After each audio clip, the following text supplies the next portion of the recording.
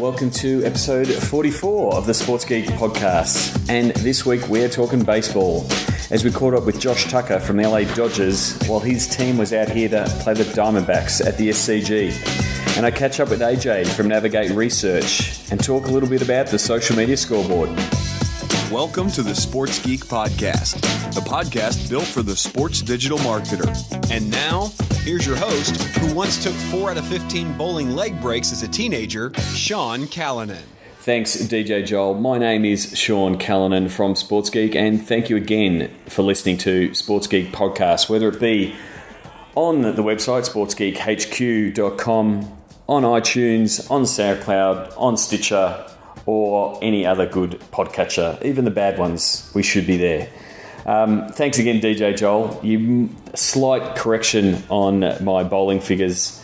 4 wickets, 4-15, not 4 out of 15, as there are 20 wickets, but I would take a whole podcast to explain cricket to Americans in the same way that a lot of Australians were learning a lot about baseball when the Dodgers and Diamondbacks came to the SCG to open the MLB season. I was lucky enough to be there helping out the SCG with all things social media and was lucky enough to catch up with Josh Tucker, who runs social for the Dodgers. So we had a little bit of chat with Josh on today's show.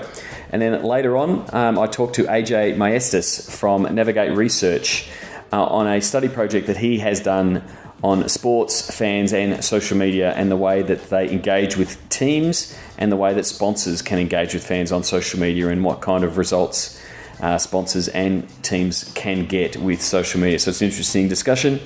And then I just want to have a quick shout out and a big thank you to everyone who attended the Sports Geek One Day Educational or the Sports Geek ODE, if you are following along on Twitter.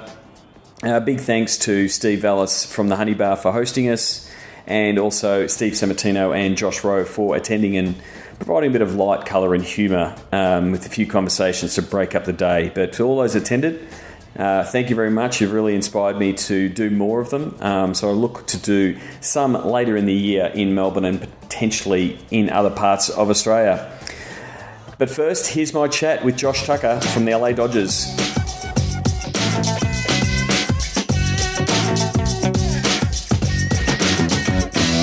So here we are at the SCG in the new press box in the Noble stand, ready for the second game. I'm here with Josh Tucker from the Dodgers. Welcome to Sydney. Thank you for having me. No, it's all right. And how have you found the trip so far? I want to, without sounding too cliche, I want to say it's a trip of a lifetime.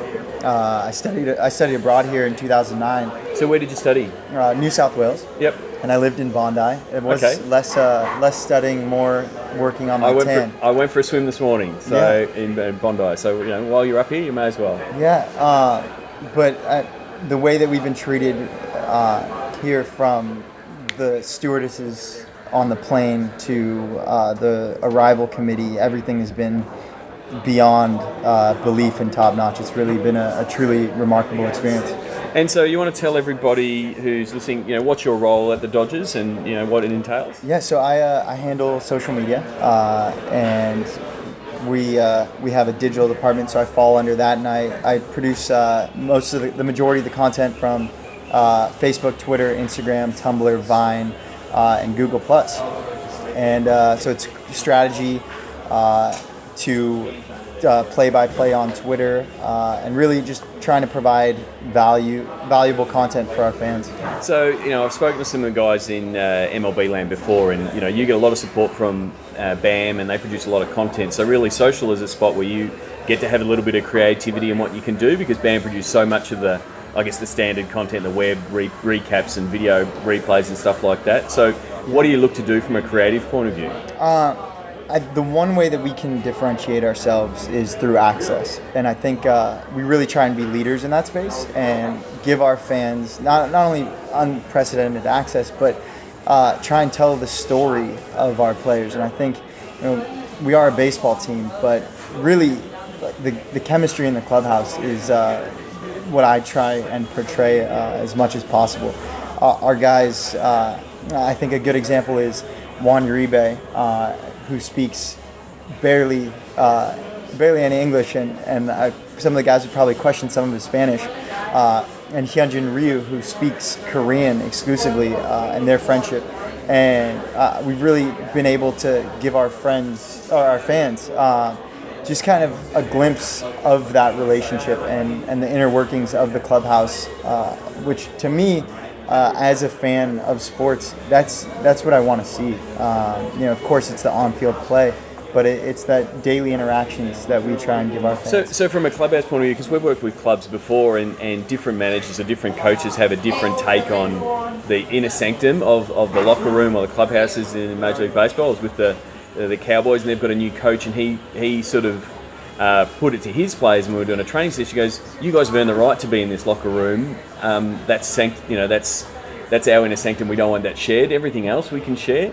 Do you have that? Do you have that kind of restriction, or how far, as far as getting into the clubhouse and showing that inner sanctum? I think there's been a real buy-in from the top, and that's been really important. The new ownership came in and said social media is a priority, and that it extends all the way down. So I think, number one, we have to be mindful of that sanctity, and we don't want guys to feel like that wherever.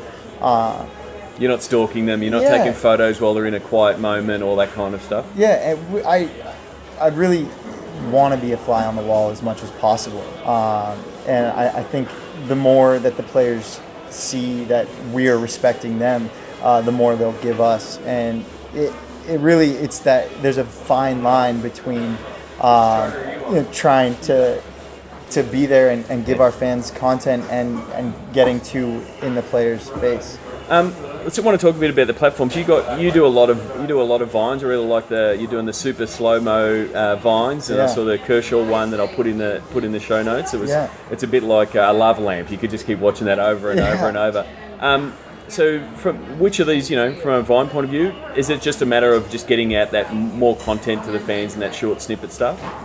Every piece of content that we post to any platform needs to provide some kind of value to our fans. And Clayton Kershaw is the most exciting player in Major League Baseball, so it's trying to give a different perspective into how he gets his preparation. So trying to get him walking out onto the field and him warming up, but not in the typical angles that you're used to seeing. So you typically have a camera on the front of the player as they're walking onto the field. So I tried to get behind. Or team photo last week. All the photographers are in front. So I try and get that 45-degree angle and get the stadium in the background. Yeah, exactly. Kind of stuff. Because there's going to be 15 AP, Getty, and even our team photographer there. So it's really trying to find that different angle and different glimpse into the personalities, characters, and just imagery. And so from Vine, we're working with teams, and they're really pretty much just using it as Twitter video. And are you seeing any engagement on Vine itself, or is it just pretty much a way to do video and then sending it to Twitter, and that's where it's getting its traction? I think, and this is just based off an eyeball test, Vine, and this isn't necessarily for the Dodgers, but Vine is an incredible social network. And you'll see some of these American Viners, and there a lot of them are kids. And they're getting like 2 million revines on a post, which is absolutely insane. So I think people are consuming Vines on their own. It really is an incredible tool for Twitter. In that it's playing natively on the timeline, and a lot of times, and we see a higher interaction rate with photos than we do with Vines. But it really, Clayton Kershaw could be throwing a bullpen, use that example. And do you want to see a photo of that, or do you want to see a video? And so then how do you handle the mix between, because we know that Instagram and Twitter, they just don't get along. You set out a link and it's that no play up. So do you just sort of keep them now separate? You put something up on the Dodgers Instagram and it's sort of just in the Instagram space, and it has its own life there? So we see very low engagement rate on Instagram videos, and I say that we don't know what the actual engagement is with a video because you don't know how many plays. And so that is an engagement. So I think people are watching the videos. It's sometimes a bit tricky depending on your Wi-Fi situation or data situation. Or you're on the bus and it's not the best time to be looking at silly videos and those kind of things. But I think that the strength in Instagram is it's a photo sharing network, and we get so much content that I think there's sometimes when video is appropriate, but really I view Instagram as a photo sharing platform. Yeah, and just the Major League Baseball games in Sydney. I've been keeping a track of MLB in Oz, and yesterday the first game just blew up. Like, as soon as the tarp came off the diamond, everyone's pulled out their phone and gone click, click, click, click, click. It's amazing. And it's great from a stadium point of view because you get to tell the story of, this is a great game, and it's very hard to be negative on Instagram. You might get someone complaining or something, but really most of it, the content coming out of there is positive, and this is an awesome experience. I wish there were filters on Instagram comments, and we have a couple hundred words that are automatically filtered out on Facebook. So I wish Instagram had similar filters, because there is sometimes unfortunate language used there. But so do you want to take me through? We had a quick chat yesterday. You want to take me through some of the tools that you use, sort of day to day when you're out in the field, and then when you get back to your Mac. So you're a Mac guy. I'm a Mac guy. The rest of the organization, they're PC people, I guess. Yeah. And you have to be in the digital space. You've been a bit creative, and you want to be able to plug in. So what phone have you got? I have an iPhone 5S. Yep. And that's how I get the slow-mo video. Alana Rizzo, our Twitter extraordinaire and broadcaster, is laughing at me down there. Yeah. What? Oh. And now you're part of the podcast. Thank you. Yeah. Alana Rizzo, everybody. Yeah. So I use TweetDeck is my number one tool. Yep. And I have about 50 columns, varying from Dodger to @Dodgers to Dodgers, verified users, non-verified users, our players, our broadcasters. And so from a Twitter point of view, from a strategy point of view, are you trying to, if you see a celebrity tweet, are you trying to amplify that and then make sure they're feeling part of Dodger Nation? Or, what's sort of your strategy around engaging fans? Because, over 1 million followers, it's very hard to be saying thank you to everybody every time there's a tweet. Yeah, I think that the most underutilized tool on Twitter from a brand perspective is the favorite. Yeah. Because it means that not only do we see it, but we recognize it. And I think that people get a lot of praise or often for engagement with a reply, but the power of a favorite is the fact enormous. that now the Twitter app highlights it. 9 months ago you didn't know that someone favorited your tweet. You had to be techie and check someone. But now it comes up and says, the Dodgers favorited your tweet, and you're like, have a little, you get a bit of step, pep in your step. So absolutely. So that's something that I try and read every tweet that comes through and mentions @Dodgers and even the word Dodgers. So we are watching, we're listening. So in that, one thing I did want to ask you about is, you've got the hashtag Dodgers and your handle is Dodgers. Mm-hmm. Why the same thing? Why haven't you got like a Dodger Nation as your hashtag? Why is it? So our hashtag that we use most is It's Time for Dodger Baseball, ITFDB. Yep. And that's something that is born from the broadcast with Vin Scully and we brought to social. And so last night actually at game time in the States, Vin Scully, hashtag It's Time for Dodger, or ITFDB, Dodgers, Australia, and Kershaw were trending in the US, which is pretty remarkable. And then ITFDB was trending worldwide, which is also pretty cool that you have and it's effectively like it's an inside joke with Dodger fans. Like most people see it and go, are the new kids on the block reforming? What's a go? It's all these characters together. Yeah, so it's that inside. You have to be a Dodger fan to really know that, and I think it's now becoming a little bigger than that. But it's amazing that a baseball team from America could be playing in Sydney, and our hashtag is trending worldwide at 1 a.m. in the morning local time. Or Pacific time. So the thing is, when it's nighttime in Australia, everyone else is asleep. Right, I know. So that cheapens that all doesn't of cheapen it, but it has happened before where we'll have a big TV show on in Australia, and there's a show called Hey Hey It's Saturday. It was a variety show. So Hey Hey was trending because we were watching this show that we'd watched 20 years ago. Then the US wakes up and they start going, hey, hey, and just start riffing off that hashtag, not knowing that we're talking about a TV show 20 years ago. There's on Reddit and Imgur, there's always the late night posts and America's sleeping, so like let's Australia and the UK, let's get after this. You wake up and it's the same. So what are some of your goals from a social point of view for this season?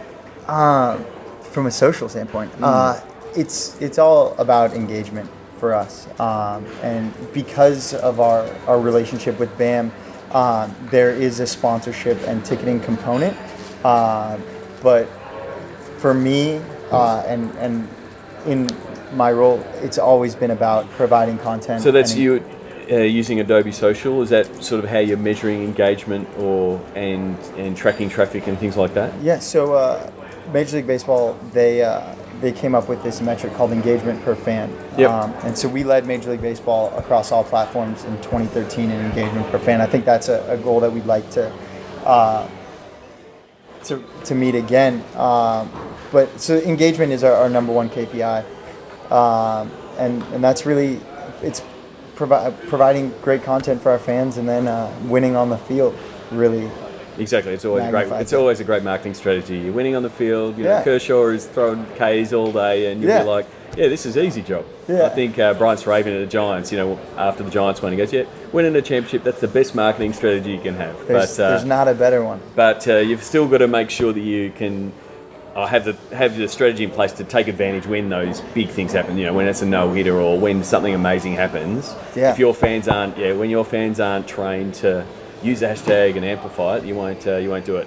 Now, I'm taping on my new Zoom recorder. I hope this is recorded. Because it would be very disappointing that if we've had this discussion and it hasn't recorded, but I'm hoping it is. So thank you very much. Good luck for the second game. Thank you. And next time in LA, I'll drop by. That would be fantastic. And everybody follow Alana Rizzo on Twitter, @Alana Rizzo. Sign up for Sports Geek News at sportsgeekhq.com/sign up now. Thanks again to Josh from the Dodgers for joining me in the new SCG Media Centre. Really nice setup in the new stand there. I was lucky enough to see how it operated from the Pink Test point of view, but the SCG absolutely transformed. The pictures that were shared on social media did not do it justice. There was a lot of chatter from what I was following along from the SCG account. Both the Dodgers and the Diamondbacks and the MLB did a terrific job bringing the game out, and all the fans absolutely loved the experience. And yes, the 24-inch hot dogs were ridiculously oversized, but exceptionally popular. And I was also very lucky, absolutely honoured, not normally gobsmacked or overawed when meeting sports stars and celebrities, but I was very lucky to meet a guy, Vin Scully, an absolute legend of the game. He's this is his 65th season with the Dodgers, so you can completely understand why Josh has driven the hashtag for Dodgers off Vin Scully's catchphrase. So absolutely humbled to meet a legend of broadcasting in Vin Scully. So next, I was lucky enough to catch up with AJ Maestas from Navigate Research recently to talk about a social media sports study that he did recently with Wasserman, which you can check out at the socialmediascoreboard.com. And we just talk a little bit about understanding the value of fan engagement in sports and digital, but primarily around social media and what it means for fans using social media, and then also what it means for the sports teams and their sponsors. Here's my chat with AJ Maestas. Very happy to welcome onto the Sports Geek podcast AJ Maestas, if I've got that correct, from Navigate Research. Welcome to the podcast, AJ. Thank you, Sean. Happy to be here, and you got the name correct. Thank you for that. Okay, well, extra points for me. I just wanted to, we met when you were last in Melbourne, and you were just saying before we started recording you've been backwards and forwards in Australia doing some work, but I wanted to get you on the on the call to talk about the socialmediascoreboard.com, a research project that you did analysing and talking to fans and how they use, sports fans in particular, on how they use social media. You want to tell us a little bit about and a bit of background around the social media scoreboard? Yeah, I'd be happy to. Well, we think we've essentially created the Bible here for how fans, what, who, where, when, and why around all forms of social media. Now, of course, leave it to an American to call it the Bible. That's probably biblical is a bit of a stretch, but there wasn't existing research out there in the marketplace that comprehensively looked at the many different ways that fans interact with social media, what the marketplace is paying for it, and where the opportunities were to be better or amplify the positive impact of how you use social, digital, and mobile media. So we teamed up with Wasserman Media Group, one of the strategic thought leaders here in North America, and they're rapidly growing globally, so you'll see them soon beyond just their athlete representation business in Australia. But as it is now, they're our partner in this study, and they helped us combine and bring in some of the more practical attributes of what is a normal market research study. But that's the gist of it, answering those questions that many people have on what is it worth and how does it impact fans and their behavior. Yeah, it is a question that I get a lot. I was actually on radio just last week, people saying, why do teams bother with social media? Does it actually return? Is it worth the investment? That kind of things. But you've been able to come back with some numbers, things like that social media has driven 42% of fans to watch a game on TV, or 29% of fans follow a play team or a league. So it started giving some of the numbers, and especially around driving business for sports teams and how social has helped sports teams and leagues do that. Do you want to give us a bit of insight on what, some of those kind of business drivers that you found out of the research? Yeah, absolutely. I would love to. The quick answer is yes, there is ROI, and I agree. Many people are asking that question. That's why we launched this study and have made it available for resale. We feel like there's a great number of people that need to make this business case.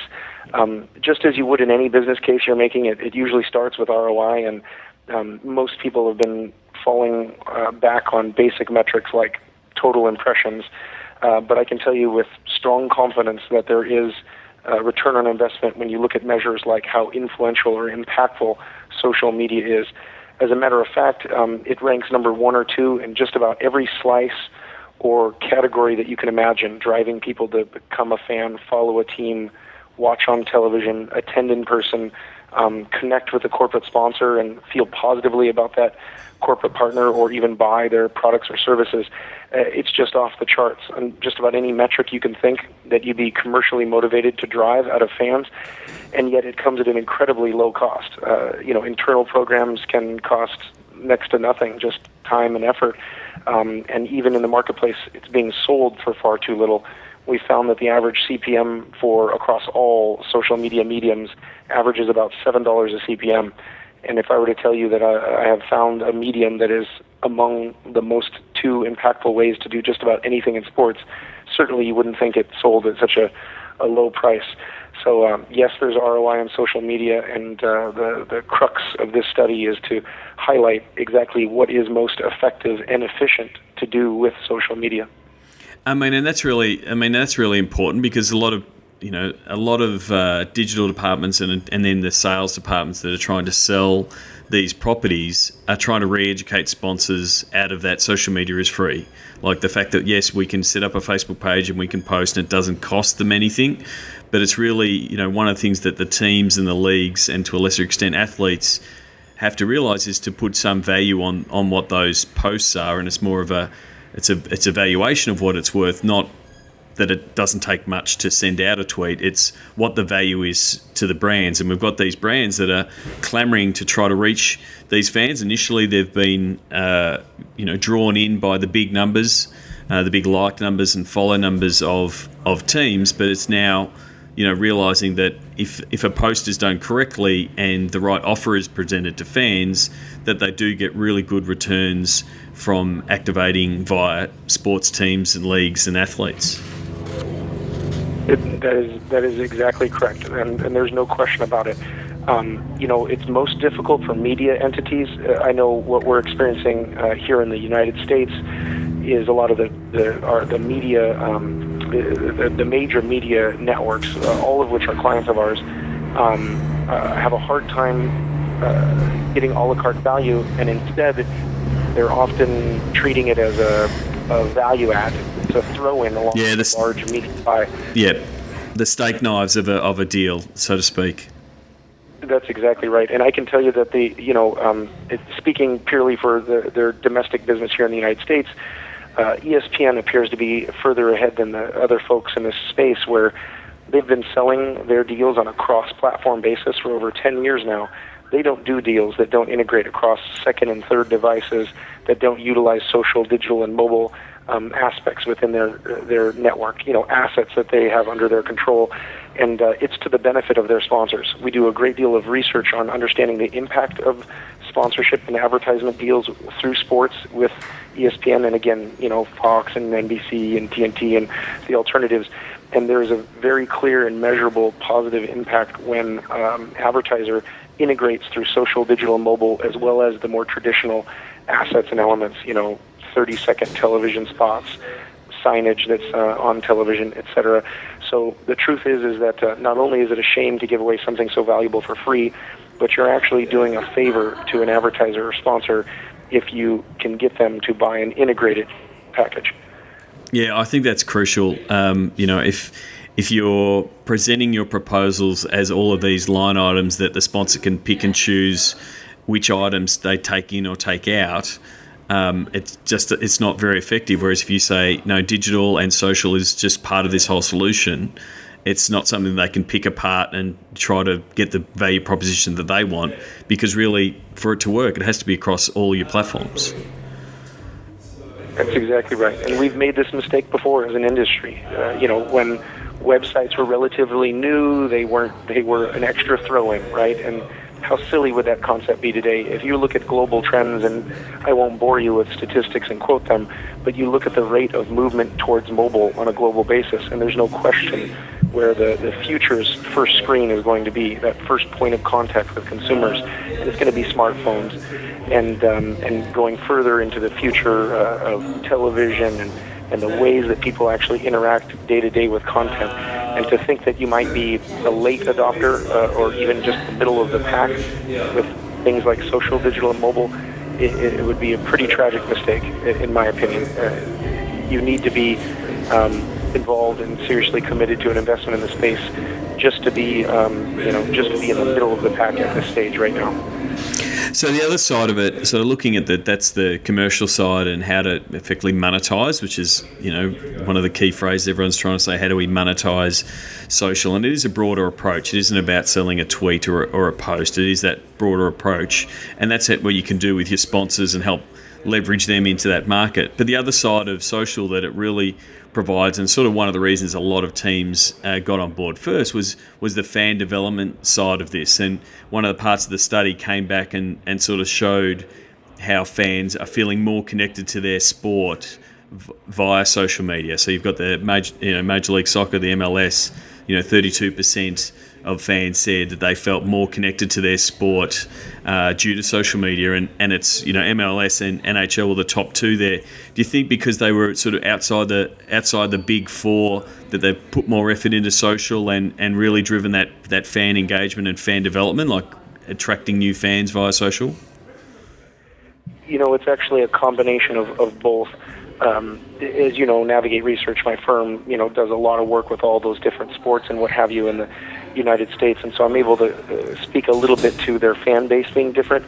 So NHL, that's ice hockey, fans are naturally inclined to be early adopters of technology. They've always skewed or indexed relative to other sports and codes in the U.S. To be more likely to adopt these type of technologies. So a little bit of a self-fulfilling prophecy there. A little bit is true also with Major League Soccer, the premier soccer league in the United States, where their fan base skews younger and more Hispanic than other sports. which again, puts a little bias in there for social, digital, and mobile media. But we also found that those clubs were making a greater effort. They had almost double the number of tweets or social media posts for their fans. So it's difficult to perfectly isolate, the chicken or the egg there. But there's no question that we didn't find any abnormalities in why they were performing better based on who their fans were and what they wanted. The beauty of research and what we do every day at Navigate is to, investigate not what we think by gut feel, but what is factual out there. I can share an Australian-specific statistic that Australian consumers, even if a lot of the stadium are lagging behind in Wi-Fi and other technology. Now, I know some of your clients are on the front edge, by the way, Sean. I recognize the things that are going on at the SCG and Allianz and ANZ. But that's and it's coming on at a few other places, right? But yep. That's rare. In Australian consumers, despite not having that quality of bandwidth or connectivity in many of the stadia in the country, actually have a higher propensity to want to follow their team that way, and a higher likelihood to watch streaming via digital, et cetera, et cetera. So it bucks some conventional wisdom that would say that your fans would be a little less eager for some of these rights and benefits as they would in the U.S., where it's pretty commonplace to be able to have quality bandwidth at a stadium. Yeah, well, I mean, it is something that is a problem that has been a worldwide problem, and it's slowly being solved by partners. And yeah, there are a few Cisco rollouts that are happening at the SCG and Allianz among the few, and we saw how much extra data that fans were sharing once that problem got solved. One of the things I wanted to ask you about is, I guess, just having a look at the different platforms that fans are using. One of the stats there is you've sort of looked at where fans are getting their sports info, and it's sort of ranked Facebook at 36%, Twitter at 21%, Google Plus at 16%, and then Instagram at 7%. Is it pretty much that across the board? Like Google Plus, to a certain degree, for a lot of teams, that I speak to, they're sort of doing it because Google's a really big giant, but not really seeing the engagement. But is it still something that people are accessing, I guess, their news from? And is it something that could catch fire or become a viable, effectively third position or a third social media platform for teams? That's hard to say at this early stage. It's more being treated like a passport on the internet for people who are users of Google platforms. But I would say that the winner, it looks like there's already a winner in the mobile software game, and that is Google. So Droid has dominant global share and higher growth rates than iOS or Apple.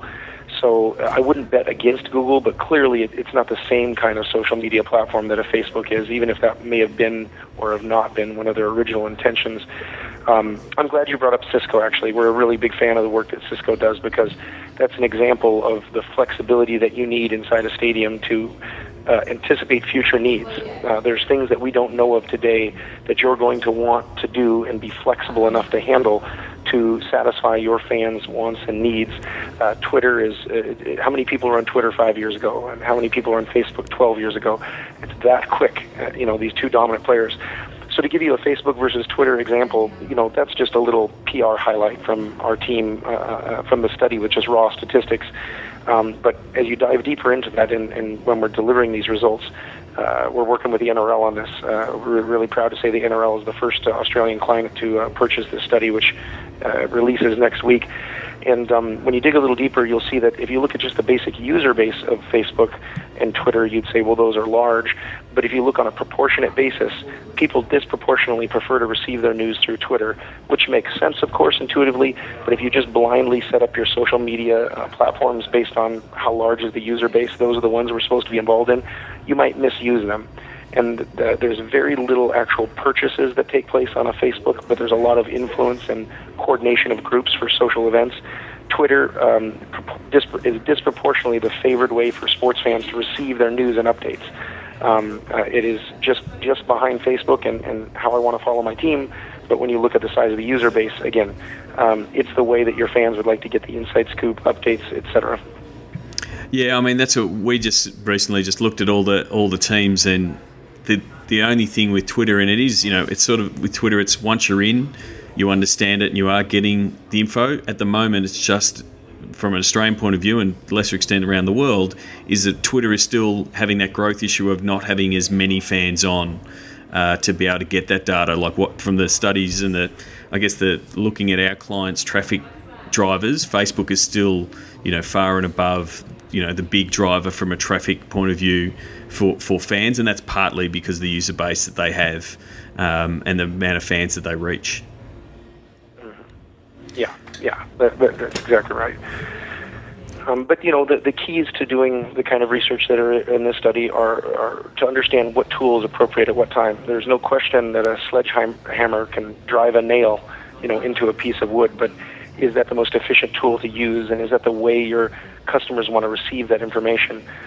Really intelligent practitioners of CRM or customer relationship management practices know exactly what part of their database to hit with what kind of message at what time, so as to keep them connected, to not cause attrition in that database and relationship, but to still maximize ultimately, revenue and fandom and connectivity to that customer base. There's a little bit of an art and there's a little bit of a science to that.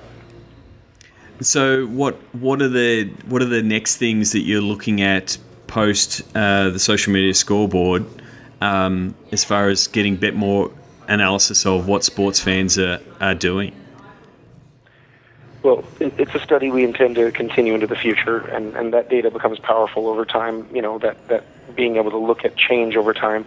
So certainly it is on our long-term radar, and at the rate of change in this space, it should be on anybody's. It's not a short-term thing, it's going away. One interesting thing that we have a lot of interest in the Australian-specific market with is a fan experience research study we're coming out with later this year. We'll address what are the drivers for someone attending sporting events in person versus watching at home. And inside of that on-fan experience, what is it that they want out of the technology of the stadium, using the Cisco example, or out of the actual facilities they're visiting? Certainly it's something we expect to be used by commercial partners and agencies to understand how to best interact with fans and make a connection with fans for those commercial partners, as well as those that own and operate facilities, that are looking to draw revenue out of attendees, whether it be food service or what have you. We think it's a question that there doesn't appear to be a really strong and consistent answer in the industry for, which is what makes these people come and how do I get them to come back versus all their alternatives in the sports and entertainment world, including sitting at home and watching that same club play on television. So looking at solving that problem of it's easier for me to stay at home and watch it on my high definition screen than sit in the rain or travel via public transport. So trying to find some of those answers in that space, and whether things around technology improvements and mobile app support and having greater connectivity, whether these are some of the tipping points that stadiums or teams can invest in to drive more people to the games. That's sort of the things you're looking for. No question, you nailed it. Great marketers take risks, and because marketing is often a combination of the science and the things we do to navigate research, and the art and that intuition and the things that great marketers are willing to do and take risks on. It means that only those that are really on the cutting edge are there right now. And you named a few of them with ANZ and SCG and Allianz. We think there's an incredible amount of room for improvement. And it's it's one of those things where early adopters gain sometimes immeasurable leads because it takes time. There's a serious investment in people, resources, talent, intellectual property, physical actual assets, and technology and implementation. So there's a lot of money behind this stuff. We work with Populous on a global basis. They're the global leader in architecture around stadium design. They're certainly one of the people we're having in-depth conversations with this study about, to understand what fans want when they come on site. And we're working with a number of clubs in the United States here to help bridge that gap, to make the immeasurable, the unique things about attending in person that we all know make us attend in person, to protect those, while at the same time bridging the gap between some of the conveniences you have at home that are missing from many of the stadia in Australia as an example. Well, thank you very much for joining me on the podcast, AJ. I will have a link to the socialmediascoreboard.com in the show notes as well as some of the stats from the study. I'll also link to you on LinkedIn. So if people want the study, they can simply just go to the site and enter their details, and you will follow up with them. Yeah, no question. I'm always looking for excuses to talk to folks in Australia. Love the people, love the country, and I'll even be there next week at a couple conferences. So hopefully I'll see you all in person for those that get a chance to listen to the podcast. Okay, thanks a lot, AJ. Thank you, Sean. Bye-bye. Please leave a review on iTunes. Go to sportsgeekhq.com/iTunes. Thanks again to AJ for joining me on the podcast, and if you're lucky enough to catch up with him on his many visits to Australia, say hi from me and get him to buy your beer. He's a really good bloke. That wraps up this show. As I said, it's been a really busy week working both with the SCG around the Major League Baseball, over in Perth with what the West Coast Eagles are doing and kicking off the season. Getting 2 wins to kick off the season always helps. And working with the guys and girls, the Hockeyroos and the Kookaburras, in teaching them a little bit about social media and how they can use it and also manage it as an athlete. This week's Sounds of the Game, as you would expect, I've gone for some of the sounds of the game at the SCG, Major League Baseball.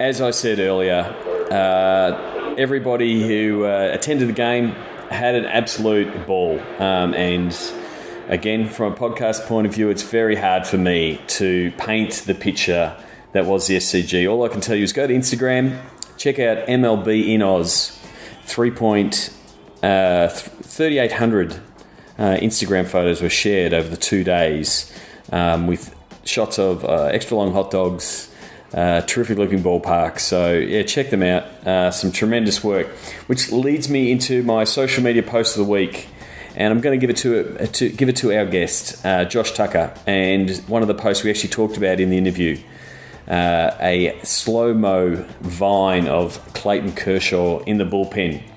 So check that out. That is in the show notes. The show notes can be found, as always, using the number. This is episode 44. And so that clock tells me it is time to wind up the show and dedicate this show. You can get the show notes at sportsgeekhq.com/44. And I'm going to dedicate this episode to the man himself, the logo. The man is known as the logo, Jerry West, Laker legend. I'll actually link to a video I saw recently of Jerry West teaching young kids how to shoot a basketball. And even though he is on in years, Jerry West can still shoot a basketball. Doesn't miss one shot in the whole demonstration. So, again, a couple of LA legends featuring in this podcast with Jerry West and Vin Scully. That's it for this week. Like I said, apologies for this one being a little bit late, but it has been a busy week, especially with the one-day educational yesterday at the Honey Bar. So, time for the closing 2 cents. I'm sure you saw this on the Sports Geek Facebook page, but Marsha, always know who you're tweeting about. Check out which teams work with Sports Geek at sportsgeekhq.com/clients. Listen to Beers, Blokes, and Business at beersblokesbusiness.com. Go to sportsgeekhq.com for more sports digital marketing resources. Thanks for listening to the Sports Geek Podcast.